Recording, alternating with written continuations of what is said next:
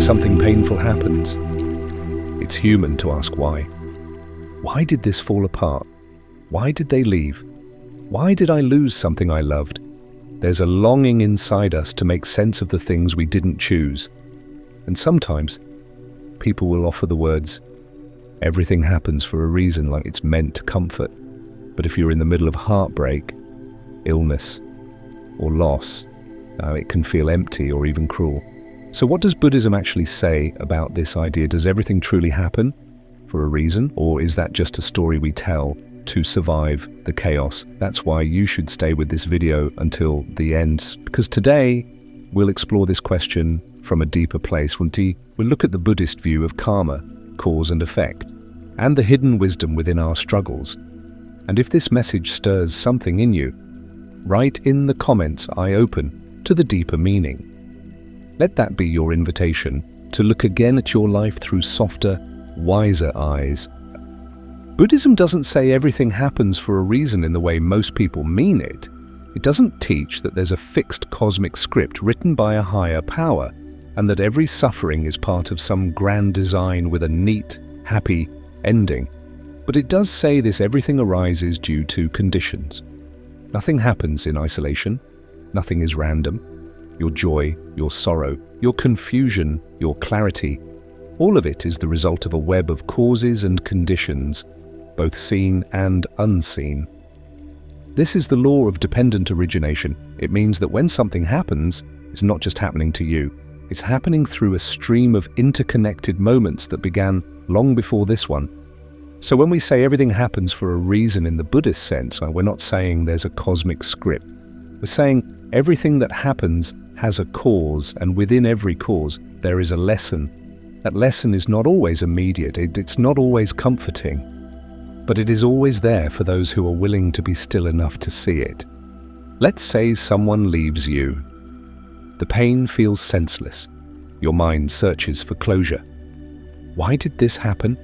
What did I do wrong? You replay the past over and over, and in that moment, you have a choice. You can keep looking for someone to blame, or you can soften. You can begin to ask, what did this awaken in me? What part of me was I ignoring before this loss cracked me open? What is life trying to teach me through this ending?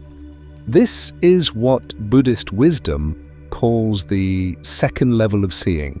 The first level sees pain as punishment. The second level sees pain as invitation. Not an invitation you wanted, but one that carries depth if you're willing to look. The Buddha taught that we suffer because we cling to comfort, to identity, to permanence. And often, life has to shake us to help us see what we've been holding on to too tightly. When things fall apart, it's not because life is cruel. It's because something in us is ready to wake up. The job we lost, the love that ended, the door that closed. It's not the universe punishing you. It's the unfolding of conditions that carry the seeds of a different kind of growth. That's why Buddhist teachers like Thich Nhat Hanh remind us to say, "Hello, my suffering, I see you. I will take care of you." Because when suffering is met with mindfulness, it becomes a path, it becomes insight, it becomes the moment we stop blaming and start looking. We stop asking, "Why me?" and begin to ask, "What now?" And that shift, subtle, quiet, interior, is the beginning of freedom. But let's be clear, this isn't spiritual bypassing. This isn't saying that abuse, injustice, or trauma were meant to be. Buddhism doesn't glorify pain. It doesn't say you deserved what happened. What it says is this: whatever has already happened is here. And your power lies not in rewriting the past, but in meeting this moment with awareness. That awareness gives you back your agency. You can't always choose what happened, but you can choose how you relate to it. And that choice is the beginning of healing. The story of the Buddha's awakening is built on this principle. He was born into privilege, shielded from suffering. But one day, he saw an old man, a sick man, and a corpse. And those three sights shattered his illusion that life could be controlled, that everything would be pleasant, that permanence was possible, that shattering was not a mistake. It was the reason he began to seek the truth. And in your own life, the moments that broke you may be the same moments that are now calling you to go deeper, not to find a neat answer, but to live a deeper question. So what do we do when we're in the middle of pain and don't yet see the lesson? We stop trying to force meaning. We create space. We breathe. We stay present. Because clarity doesn't come from panic. It comes from stillness, from silence, from being fully with what is. The meaning may not be clear now, but it will come not because life owes you answers, but because your awareness makes space for truth to reveal itself.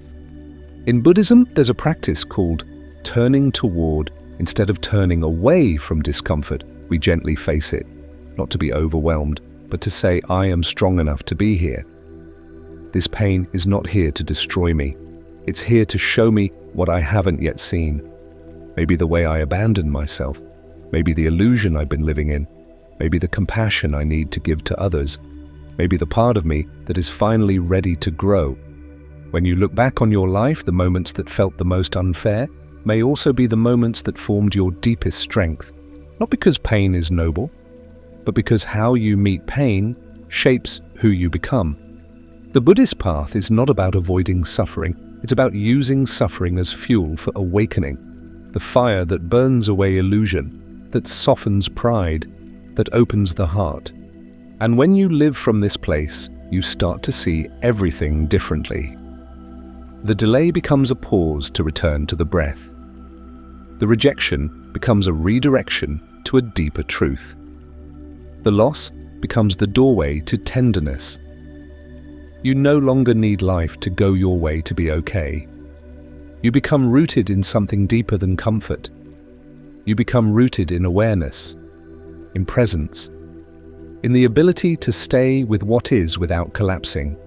Ajahn Chah once said, if you let go a little, you'll have a little peace. If you let go a lot, you'll have a lot of peace. And sometimes, the reason something happened is to show you what you've been afraid to let go of. A story, a belief, a version of yourself that no longer serves you. And when life takes something away, it often reveals what you still have and who you truly are. Underneath it all, you are not your past. You are not your pain. You are not the thing that happened. You are the awareness rising to meet it, the breath softening through it, the stillness watching it change. And that presence, that clear, compassionate presence, is the reason you will grow through what hurt you. So the next time you find yourself asking why, pause. Not because the question is wrong, but because the answer may not be what you expect. It may not come in words. It may come in a quieter way, in the way you open your heart again, in the way you stop blaming, in the way you sit with yourself and finally say, even this, too, has something to teach me.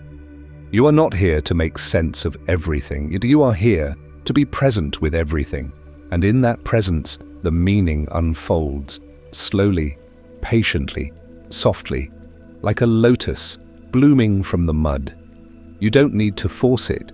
You only need to stay close to the ground of your life, to keep breathing, to keep trusting, to keep opening even when it hurts. Because in the end, the reason something happened is not just about what it gave or took from you. It's about who you became in your response to it. And that is the wisdom Buddhism calls karma, not punishment, but unfolding, not destiny, but a web of choices, causes, and insight. And when you meet that unfolding with awareness, everything changes. When something painful happens, it's natural to search for meaning. But the Buddhist path reminds us that meaning isn't always found in the moment. Sometimes it's revealed in the silence that follows, in the way you begin to live differently, in the strength you didn't know you had until you were asked to use it, in the compassion that grows not despite your pain, but because of it.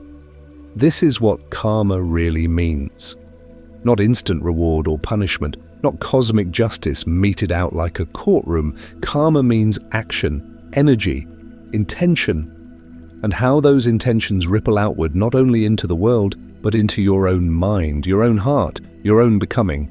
Everything you do plants a seed, every thought, every word, every decision, and not all those seeds bloom immediately.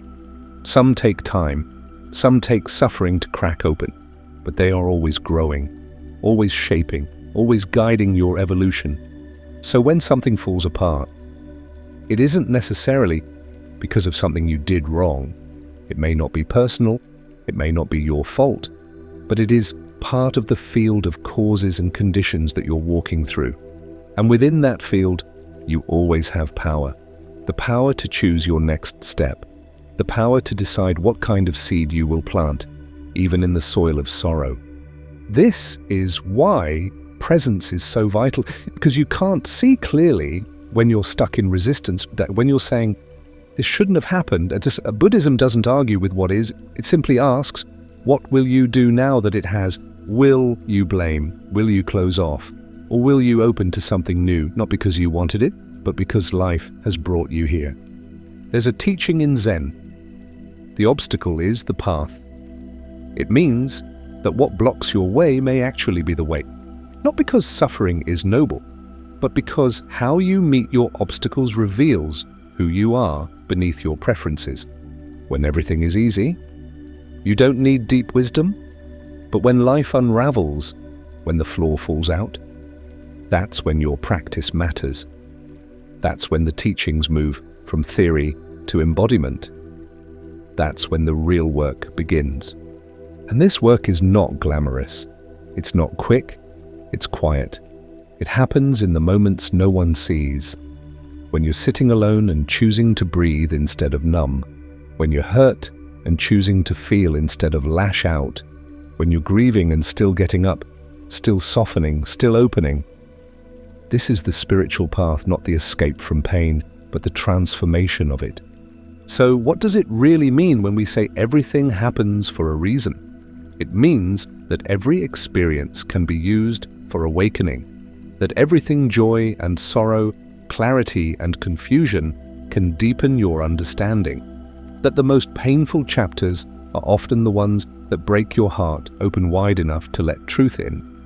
When you look back, you may see it, that the breakup made space for self-love, that the failure redirected you to your purpose, that the illness taught you presence, that the loss made you more alive. None of these gifts erase the pain, but they give it meaning, not because the pain was necessary, but because you met it with awareness, and awareness turns anything into a doorway. This is why the Buddha never said life would be easy. He said suffering exists, but he also said liberation exists, and liberation isn't waiting for life to be perfect. It's found in your ability to meet life as it is with clarity, with compassion, with the willingness to grow. You are not here to control every outcome. You are here to live with wisdom inside the unfolding. And sometimes that means trusting the mystery. Trusting that even when you can't see the whole picture, you are being shaped by it. That the lessons are unfolding in ways your mind can't predict. That the timing, the loss, the silence, it all carries a rhythm larger than your logic. This is not blind faith. This is clear seeing. The kind that knows nothing lasts. Everything shifts. And all experiences can be sacred when met with presence. You begin to trust that you don't need to figure it all out. You just need to show up, breath by breath, moment by moment, with the intention to stay awake. There's a phrase often used in Buddhist circles, may I be open to whatever arises, and that is the strength we cultivate, not the power to avoid pain, but the courage to stay open through it. Because when you stay open, even heartbreak can become holy, even confusion can become clarity, even loss can become love. And when you live this way, you don't need life to constantly affirm you. You stop needing every ending to be wrapped in meaning right away. You allow the not knowing.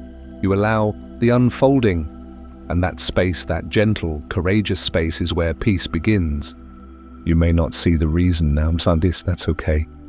Maybe you're still in the middle of the story, or Maybe the lesson is still whispering beneath the noise. You don't have to force it. You only have to listen. Stay close to your experience. Tend to your heart. Breathe with your questions. And let your life reveal itself in time. You are not lost. You are becoming. You are not broken. You are breaking open. You are not being punished. You are being prepared. For what? You may not know yet. But know this. The deepest growth often happens in the dark. The most powerful insight often comes after surrender. The clearest path often appears when you stop chasing certainty and start walking with presence.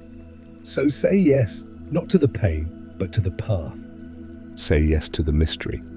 Yes to the learning. Yes to the quiet wisdom rising in you now. Everything happens for a reason, not because the universe wants you to suffer, but because life is constantly offering you the next step toward truth.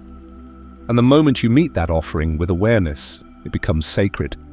Not because it makes sense, but because it makes you real. And realness is the beginning of liberation. So if you're hurting, breathe.